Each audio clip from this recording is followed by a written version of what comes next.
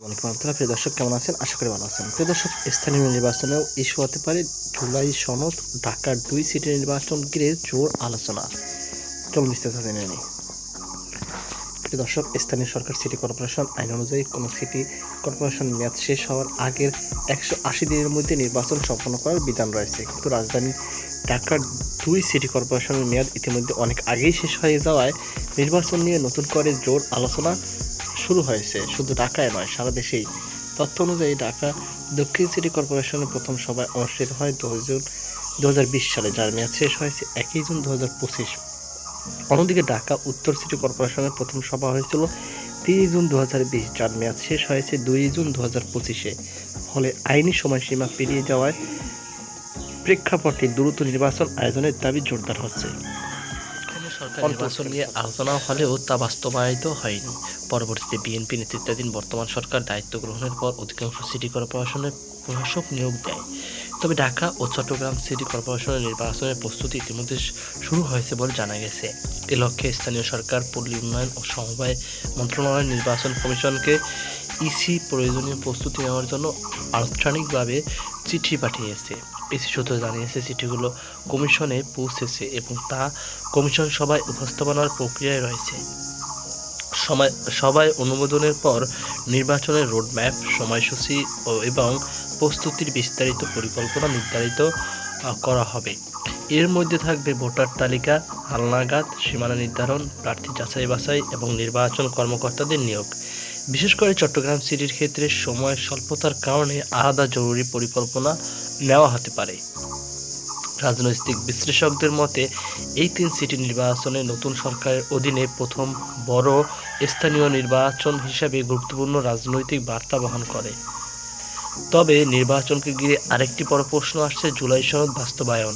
বিশেষজ্ঞদের মতে, এই সনদ স্থানীয় সরকার নির্বাচনের সরাসরি নির্বাচন কমিশনের অধীনে পরিচালনার প্রস্তাব থাকায় এটি বাস্তবায়ন না হলে নির্বাচন প্রক্রিয়ায় জটিলতা তৈরি হতে পারে।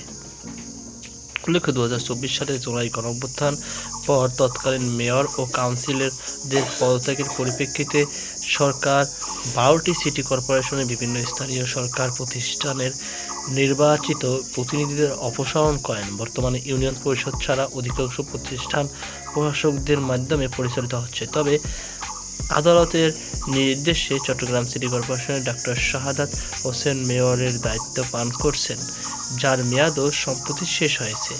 বিএনপির প্রস্তুতি ও সম্ভাব্য প্রার্থী ত্রয়োদশ জাতীয় সংসদ নির্বাচনে বিজয়ের পর বিএনপি সরকার গঠনের সাথে সাথে ঢাকার 2 সিটি নির্বাচনের নিয়ে দলটির ভেতরে প্রস্তুতি শুরু হয়েছে। যদিও প্রশাসক নিয়োগ নিয়ে বিরোধী দল, বিশেষ করে জামায়াত ইসলামে আপত্তি জানিয়েছেন এবং দ্রুত নির্বাচনের দাবি তুলেছেন। স্থানীয় সরকার মন্ত্রী ও বিএনপির মহাসচিব মির্জা ফখরুল আলমগীর জানিয়েছে, পর্যায়ক্রমে যেসব সিটির মেয়াদ শেষ হয়েছে সেখানে নির্বাচন আয়োজন করা হবে এবং অগ্রাধিকার দেওয়া হবে ঢাকা ও চট্টগ্রামকে। দলীয় প্রতীক নির্বাচন হবে কিনা সে সিদ্ধান্ত সংসদে নেওয়া হবে বলেও তিনি উল্লেখ করেন। ঢাকার 2 সিটিতে বিএনপি সম্ভাব্য প্রার্থীদের মধ্যে আলোচনায় রয়েছেন হাবিব উন নবী খান সোহেল, আব্দুস সালাম, তাবিথ আউয়াল, এম.এ. কাইয়ুম, শফিকুল ইসলাম খান এবং ইশরাক হোসেন। এর মধ্যে ইশরাক হোসেন ইতিমধ্যে ঢাকা দক্ষিণে প্রার্থী হওয়ার ঘোষণা দিয়েছে। ঢাকা দক্ষিণে আব্দুস সালাম প্রশাসক হিসাবে দায়িত্ব পালন করছেন এবং মনোনয়ন পেলে নির্বাচনে অংশগ্রহণ আগ্রহ প্রকাশ করেছেন। একই সাথে হাবিব উন নবী খান সোহেলও দলের সিদ্ধান্তের অপেক্ষায় রয়েছেন। অন্যদিকে ইশরাক হোসেন অতীত অভিজ্ঞতা কাজে লাগিয়ে আবারও প্রতিদ্বন্দ্বিতার ঘোষণা দিয়েছেন। ঢাকা উত্তরে আলোচনায় রয়েছেন তাবিথ আউয়াল, যিনি 2020 সালে নির্বাচনের বিএনপির প্রার্থী ছিলেন। এছাড়া শফিকুল ইসলাম খান মিল্টন, এম.এ. কাইয়ুম এবং ব্যবসায়ী নেতা কফিল উদ্দিন আহমেদের নামও শোনা যাচ্ছে। সম্ভাব্য প্রার্থীর দলীয় মনোনয়নের অপেক্ষায় রয়েছেন এবং ইতিমধ্যে নিজ নিজ অবস্থান শক্ত করার চেষ্টা চালাচ্ছে। জামায়াত ও এনসিপির অবস্থান। জামায়াত ইসলামী সহ 11 দলীয় জোট স্থানীয় নির্বাচনে শক্ত অবস্থান নিতে চায়। দলের সম্ভাব্য প্রার্থী বাছাই প্রক্রিয়া শুরু করেছে। উত্তরে সেলিমউদ্দিন অ্যাডভোকেট আতিকুর রহমানের নাম আলোচনায় রয়েছে। দক্ষিণে সাদিক কায়েম, জাহিদুল ইসলাম, আব্দুল মান্নান ও এনায়েত উল্লাহর নাম শোনা যাচ্ছে। তবে জোট সূত্র জানা গেছে ঢাকা দক্ষিণ সিটির জামায়াত এনসিপি সমর্থন দিতে পারে।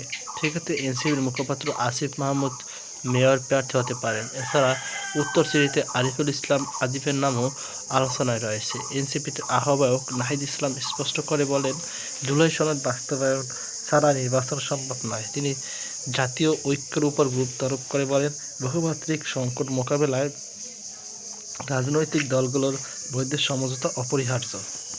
অন্যদিকে জামাত নায়েব আমির ডাক্তার সৈয়দ আবদুল্লাহ মোহাম্মদ তাহের বলেন, সুষ্ঠু নির্বাচনের জন্য রাষ্ট্র কাঠামোর সংস্কার প্রয়োজন এবং সেই সংস্কার জুলাই সনদ অনুযায়ী হওয়া উচিত।